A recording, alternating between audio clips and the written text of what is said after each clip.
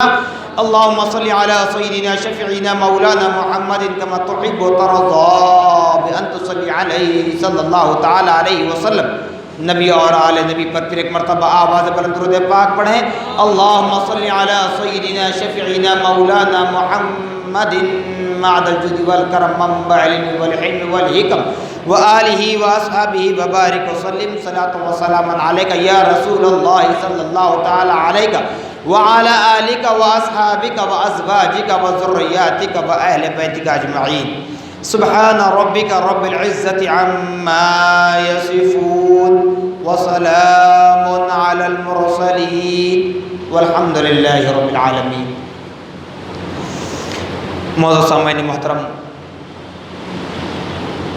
شب برات کی اس مقدس رات کے فضائل و صفات شاید ہی دنیا کا کوئی فرد تو کر نہیں سکتا، لیکن تبرکاً حاصل کرنے کے لیے ہمیں کچھ دیر خدا کے گھر میں بیٹھیں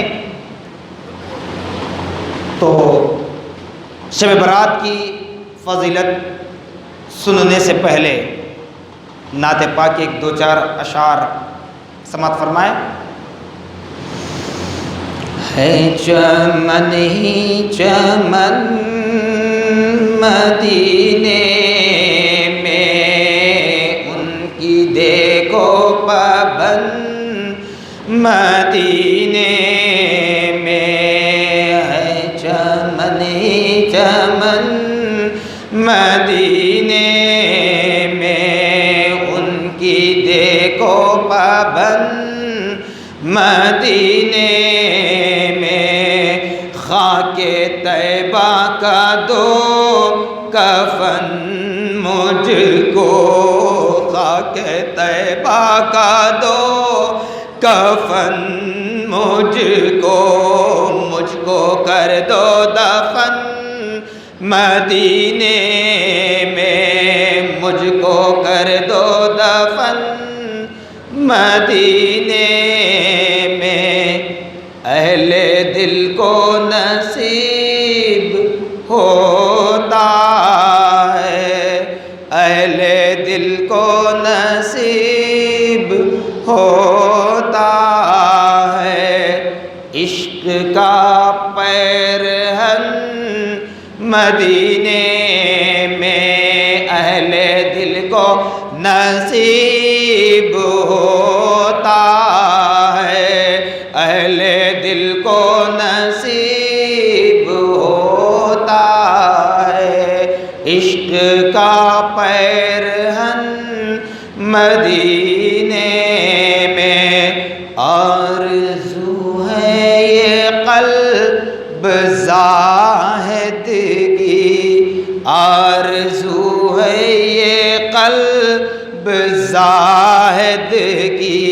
خاک کا ہو کفن مدینے میں. آرزو ہے یہ قلب زاہد کی، خاک کا ہو کفن مدینے میں. ہے چمن ہی چمن مدینے میں. اللهم صل على سيدنا شفيعنا مولانا محمد افضل صلواتك وعدد معلوماتك وبارك وسلم. معزز سامعین محترم، طویل گفتگو میں گئے بغیر بس آپ سے اتنا عرض کروں کہ اللہ رب العالمین نے ہم پر جو احسان فرمایا ہے، یقیناً اس احسان کا بدلہ اگر اللہ پاک ہم میں سے ہر فرد کو 1000 نہیں 10,000 سال کی زندگی بھی عطا اگر کر دے، ایک لمحے کا احسان بھی ہم رب کا ادا نہیں کر سکتے. ایک لمحے کا. کیوں؟ اس کے بعد کہ آنے والا مہینہ رمضان المبارک کا مہینہ ہے. الحمدللہ آج بھی ان بندگان خدا نے روزے کا اہتمام کیا اور بندگان خدا کل بھی روزے کا اہتمام کریں گے انشاءاللہ. رمضان المبارک کا وہ مہینہ جہاں مکمل مہینہ تو آپ کو روزہ رکھنا فرض ہے، کسی اعتبار سے رخصت نہیں ہے، چھٹی نہیں ہے. رمضان کا ایک مہینہ روزہ نہیں، اگر سال بھر بھی اگر روزہ رکھتے رہیں، سال بھر رات بھر قیام کریں اور دن میں روزہ رکھیں اور اپنی ساری دولت کو خدا کی راہ میں خرچ کرتے چلے جائیں اور اپنی زندگی کے ایک ایک لمحے کو بلکہ ایک ایک سیکنڈ کو خدا کے ذکر کے بغیر گزار دیں، اس کے بعد بھی ایک لمحے کے لیے بھی رب کی نعمتوں کا ہم شکر ادا نہیں کر سکتے۔ رب کی نعمتوں کا ہم شکر ادا نہیں کر سکتے۔ کیوں؟ یہ کسی جامع نظامیہ کے کسی عالم کا قول یا کسی اور دارالافتاء کے مفتی کا فتویٰ نہیں، خود خدا کا قرآن کہہ رہا ہے ان تعدوا نعمت اللہ لا تحصوها۔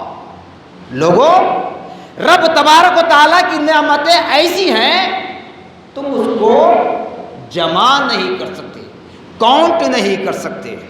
جیسے آپ اپنے ہاتھ میں کچھ ریتی لے لیں، اب ان ریتی کے دانوں کو ایک ایک کر سکتے، ایک ایک جما سکتے، تو معلوم ہوا کہ رب کی نعمتوں کو ہم جمع نہیں کر سکتے۔ جب جمع نہیں کر سکتے تو کاؤنٹنگ مشکل، جب کاؤنٹنگ نہیں کر سکتے تو پھر ریت کا وزن کیسے بتاؤ گے؟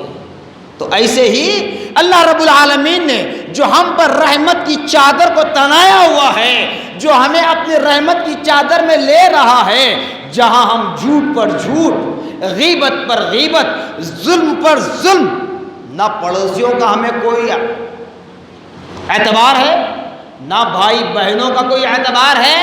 ارے حد تو یہ ہے کہ ہم ماں باپ کی بھی نافرمانی کر بیٹھتے ہیں، ماں باپ کو جھڑکی دیتے ہیں، ماں باپ کو برا بھلا کہتے ہیں، تو ایسی صورت میں کہاں سے رب کی رحمت ہم پر سایہ فگن ہوگی؟ جب ہمارے یہ اعمال ہوں تو میں نے بارہا کہا ایمان والو، اللہ اس کا رسول حاضر و ناظر ہے، ممبر رسول کے بازو کڑے رہ کر کہہ رہا ہوں خدا کے گھر میں اور اس متبرک شب میں، یہ اولیاء اللہ کا فیضان ہے، جو اولیاء اللہ اپنی مرقدوں میں رہ کر ہم گناہ گاروں کے لیے دعا کر رہے ہیں۔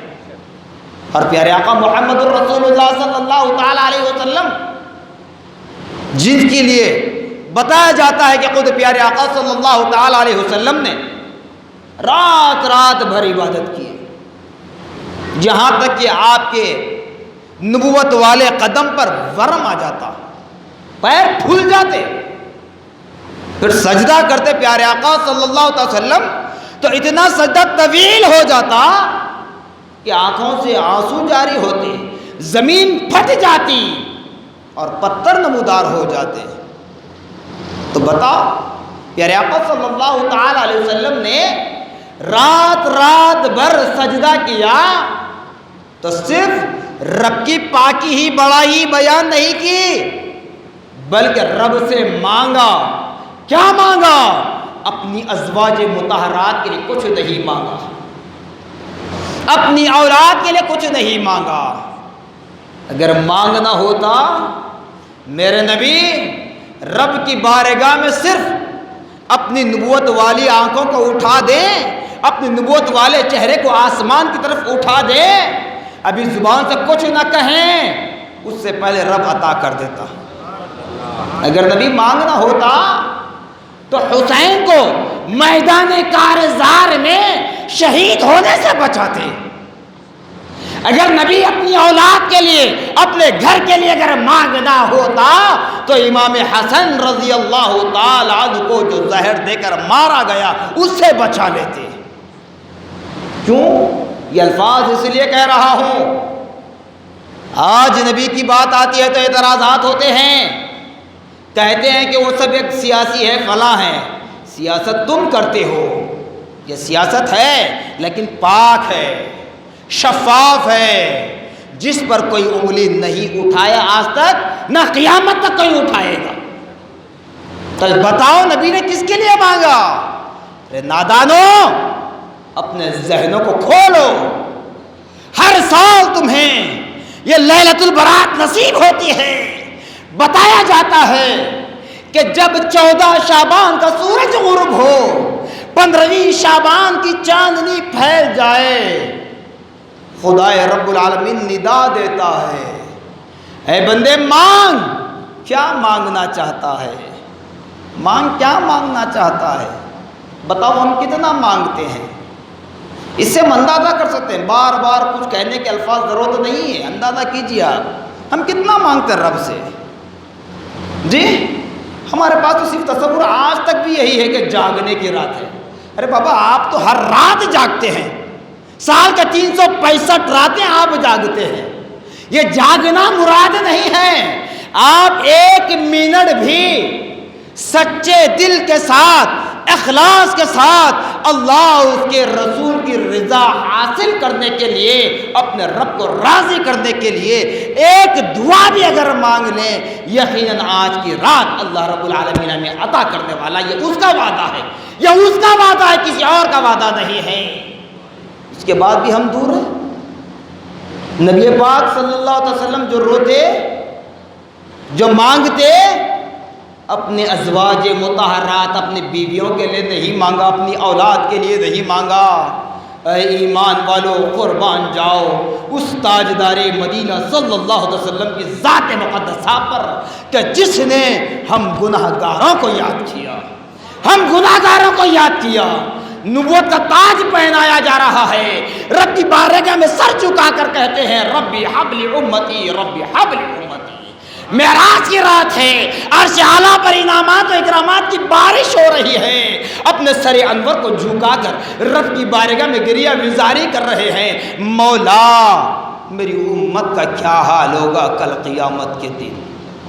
تو بتاؤ جہاں نبی ہمارے لیے روئے تو کیا ہم اس نبی کی لائی ہوئی شریعت پر عمل بھی نہیں کر سکتے؟ آپ کو تو نہیں بتایا جا رہا نا کہ آپ اپنی اولاد کے لیے رو رو کر دعائیں کرو، اپنے ماں باپ کے لیے کرو، ارے تم اپنے لیے کر لو، مگر کم سے کم پیارے آقا صلی اللہ علیہ وسلم کی لائی ہوئی شریعت پر عمل کرو۔ جیسے آج کا دن جو عظیم المرتبہ عظیم المقدس رات دن ہمیں جو نصیب ہوا ہے، جادوگروں کے پاس جاتے ہیں۔ میں کھل کر کہوں گا، میں نے سوشل میڈیا پر بھی کہا ہے، مجھے کسی کا خوف نہیں ہے، کسی کی جادوگری کا کوئی خوف نہیں ہے، کسی سفلی عامل کا کوئی خوف نہیں ہے، مجھے خدا کی ذات پر بھروسہ ہے۔ کوئی سفلی عامل، کوئی بڑے سے بڑا جادوگر، بڑے سے بڑا کالے سے کالا جادوگر جہنم رسی تو ہو جائے گا، لیکن میرے بدن پر جو کپڑا ہے اس کپڑے کا تاگا بھی جدا نہیں کر سکتا۔ بدن پر جو کپڑا ہے میرے، اس کپڑے کا تاگا بھی جدا نہیں کر سکتا۔ یہ خدا کی قدرت ہے۔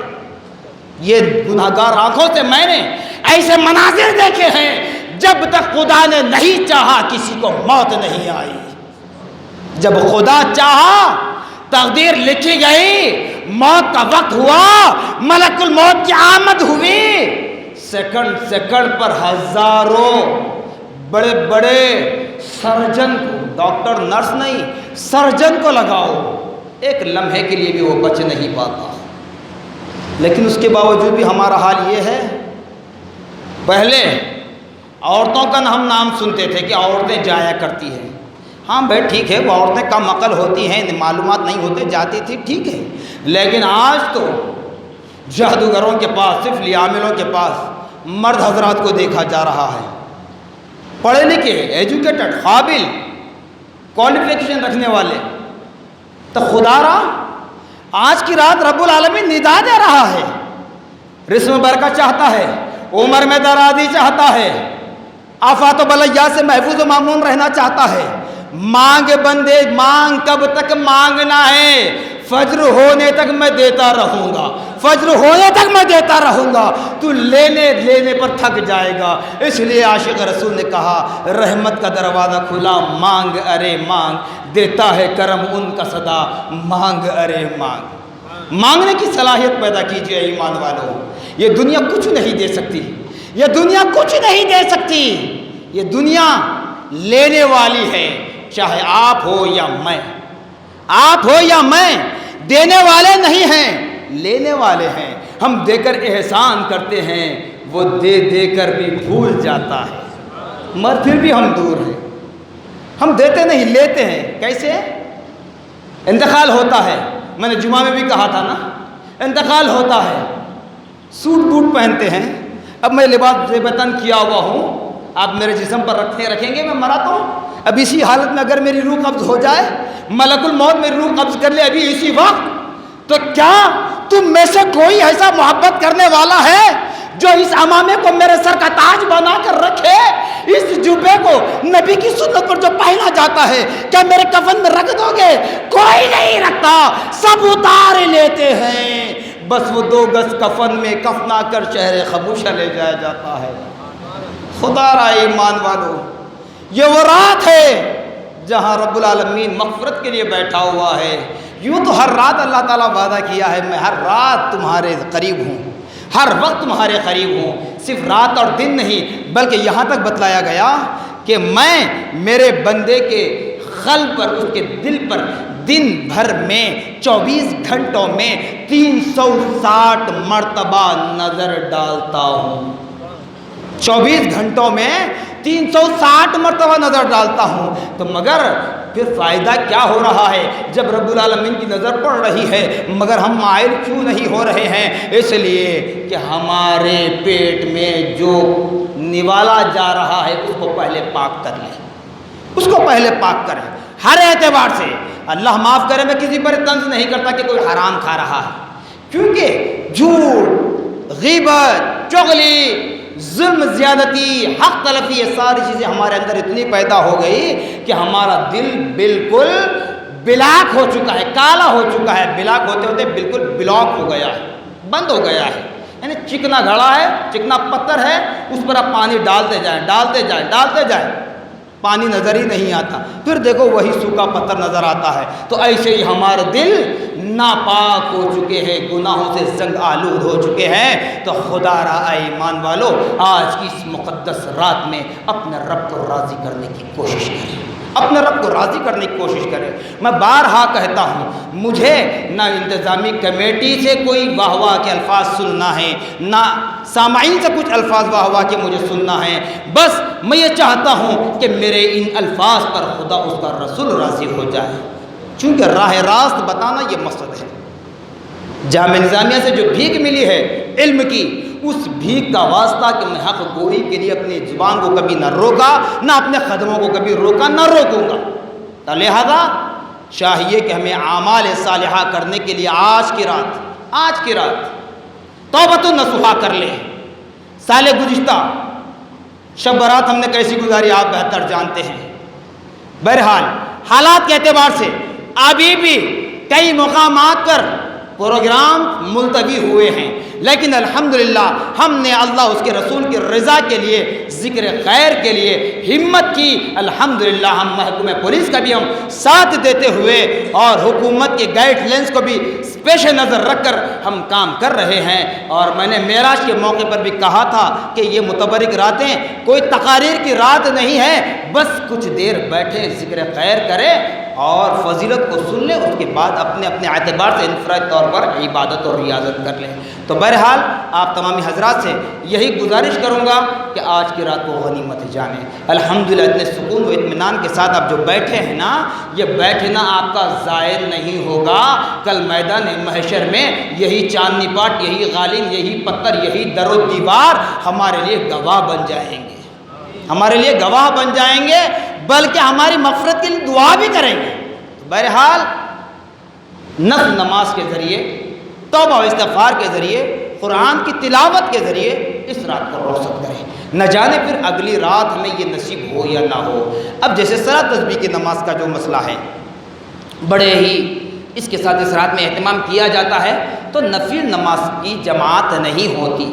جیسے اس لیے آپ کو سورہ یاسین کے بعد جو نماز پڑھائی گئی، شاید نوجوان بھائی پہلی بار اس منظر کو دیکھا ہوگا، لیکن یہ بزرگان دین کا طریقہ کار تھا. مجھے حالت نماز میں مجھے خیال آیا، اس لیے میں نے انتظامی کمیٹی کے سامنے بات کو رکھا، اور اسی اعتبار سے الحمدللہ ہمارے پاس سورہ یاسین کی تلاوت بھی ہوئی. الحمدللہ یہ معصوم بچے بھی پڑھے ہیں، ان سے اگر کوئی غلطیاں ہوئی ہیں مگر اللہ معاف کرنے والا ہے. ہمت تو کی ہے، انشاءاللہ یہی بچے کل اگلے سب کے مصلی ہوں گے، اور اللہ نے چاہا تو یہی معصوم نونہال بچے اگر ان کی صحیح تربیت کریں تو یہی امامت کے مصلی پر کھڑے ہو سکتے ہیں، شرط ہے کہ ہم ان کی ہمت افزائی کریں۔ یقیناً اگر ان سے کچھ کوتاہیاں کچھ غلطیاں ہوئی ہیں وہ اللہ ہمیں معاف فرمائے گا۔ تو بہرحال صلاۃ التسبیح کی نماز اگر آپ پڑھنا چاہتے ہیں تو انفرادی طور پر الگ الگ پڑھنا ہے، نفل نماز کی جماعت سے اجازت نہیں ہے۔ اگر آج تک ہم نے پڑھ لیا ہے تو وہ الگ صورت ہے، سوائے رمضان المبارک میں نماز تراویح کے علاوہ تہجد، ان دو نمازوں کے علاوہ کسی اور نفل سنت نماز کے لیے جماعت کی اجازت نہیں ہے۔ صلاۃ تسبیح کی نماز کا طریقہ آپ سن لیں۔ صلاۃ تسبیح کی نماز میں 4 رکعت آپ کو پڑھنا ہے، 2 رکعت کے ساتھ۔ بعض حضرات 4 رکعت ایک ساتھ پڑھتے ہیں، لیکن نفل نماز 2 رکعت سے پڑھی جاتی ہے، 4 رکعت ایک ساتھ نہیں۔ اس کی تسبیح سبحان اللہ والحمد للہ ولا الہ الا اللہ واللہ اکبر، سبحان اللہ والحمد للہ ولا الہ الا اللہ واللہ اکبر۔ یہ تسبیح آپ کو صلاۃ تسبیح کی نماز میں پڑھنا ہے 4 رکعت میں 300 مرتبہ، 300 ٹائم، ایک رکعت میں 75 مرتبہ، 75 ٹائم۔ تو کیسے ہوگی آپ کاؤنٹ کر لیں، میں طریقہ بتا رہا ہوں۔ نماز کی نیت باندھ لیں جیسے عام نمازوں کے لیے ہم نیت پڑھتے ہیں۔ صلاۃ تسبیح کی 2 رکعت نفل نماز پڑھتا ہوں میں اللہ تعالیٰ کے لیے میرا کعبہ شریف کی طرف۔ تکبیر تحریمہ باندھ لیں، اللہ اکبر۔ ثنا پڑھنے کے بعد 15 مرتبہ اس تسبیح کو آپ پڑھنا چاہیے۔ آپ کاؤنٹ کرنے میں طریقہ بتا رہا ہوں۔ پھر اس کے بعد سورہ فاتحہ ضم سورہ، یعنی سورہ فاتحہ کے بعد جو سورت آپ کو یاد ہے وہ پڑھ لیں، وہ تلاوت کرنے کے بعد 10 مرتبہ پڑھنا ہے۔ پھر اس کے بعد رکوع کریں، رکوع کی تسبیح سبحان ربی العظیم پڑھنے کے بعد 10 مرتبہ پڑھیں۔ پھر رکوع سے اٹھ کر جو کھڑے ہوتے ہیں اس کو کہتے ہیں قوما، رکوع سے اٹھ کر جو کھڑے ہوتے ہیں اس کو کہتے ہیں قوما، تو اس حالت میں 10 مرتبہ پڑھیں کھڑے رہ کر۔ پھر سجدہ کریں، پہلے سجدے کی تسبیح کے بعد 10 مرتبہ۔ پھر 2 سجدوں کے درمیان جو بیٹھتے ہیں نا، ایک سجدہ کر کے بیٹھتے ہیں پھر دوسرے سجدے کے لیے جاتے ہیں تو اس بیٹھک کو کہتے ہیں جلسہ، وہاں پر 10 مرتبہ۔ پھر دوسرے سجدے میں سجدے کی تسبیح کے بعد 10 مرتبہ، ہو گئے 75 75۔ تو اسی طرح اب دوسری رکعت میں اٹھیں گے تو دوسری رکعت میں ہمیں ثنا پڑھنا نہیں ہے، دوسری رکعت میں ہم ثنا نہیں پڑھنا ہے، تو وہاں کیا کریں گے؟ تلاوت سے پہلے سورہ فاتحہ ضم سورہ کی تلاوت سے پہلے 15 مرتبہ پڑھنا ہے، پھر باقی پورا اسی طریقے سے۔ تو ایک رکعت میں 75 مرتبہ، 4 رکعت میں 300 مرتبہ۔ اس نماز کی بہت بڑی فضیلت ہے، یہ صرف 15ویں شب شعبان کو ہی نہیں بلکہ وقت ادھر ادھر گزارنے کے لیے وقت آپ کو تلقین کی جاتی ہے کہ اس رات میں یہ نماز پڑھو۔ ورنہ پیارے آقا صلی اللہ علیہ وسلم نے اس نماز کو اپنے چچا کو سکھایا تھا، اس نماز کے تعلق سے کہا تھا کہ اس نماز کو روزانہ پڑھا کرو تو تمام آفات و بلیات سے محفوظ و معمون رہ جاؤ گے۔ 5 وقتہ نماز کے علاوہ اس نماز کا اہتمام کرو۔ اگر نہیں ہو سکا ہفتے میں 1 مرتبہ، نہیں ہوا مہینے میں 1 مرتبہ، تب بھی نہیں ہوا سال میں 2 مرتبہ، تب بھی ممکن نہیں ہے سال میں 1 مرتبہ، کم سے کم سال میں 1 مرتبہ پڑھ لو۔ تو حضرت عائشہ صدیقہ رضی اللہ تعالیٰ عنہا ارشاد فرماتی ہیں کہ جو صلاۃ تسبیح کی نماز پڑھ کر پیارے آقا صلی اللہ علیہ وسلم کے اولاد امجاد کے نام ایصال کرتا ہے تو آپ فرماتی ہیں کہ میں اس وقت تک جنت میں قدم نہیں رکھتی تب تک کہ اس کی مغفرت نہ کراؤں۔ اللہ اکبر۔ تو بہرحال ایمان والو، ایسی مقدس رات، ایسے متبرک ایام جب ہمیں ملتے ہیں تو اس کی قدردانی کرنا چاہیے۔ اس کو عام راتوں کی طرح جاگنے کی رات تصور کر کے ادھر ادھر گھومتے پھرنا، کھاتے پیتے ہوٹلوں پر، ڈبوں پر، گلی کوچوں میں زینت بنائے ہوئے رہنا، یہ بالکل غلط ہے، کیونکہ آج کی وہ رات ہے جو آج مغرب تک ہم نے جو عمل کیے نا، سارے اعمال رب کی بارگاہ میں پیش ہو چکے ہیں، پیش ہو چکے ہیں سارے اعمال۔ ہم کتنے بڑے پارسا ہیں، ہم کتنے بڑے متقی پرہیزگار ہیں، اللہ کی بارگاہ میں سب اعمال پہنچ چکے ہیں، اور ابھی اللہ رب العالمین فرشتوں کے سپرد کر رہا ہے وہ احکام جو آنے والے شعبان کی 15ویں شب تک کتنے پیدا ہوں گے، کتنے مریں گے، کیسے مریں گے، اور وہ کیا کیا کریں گے۔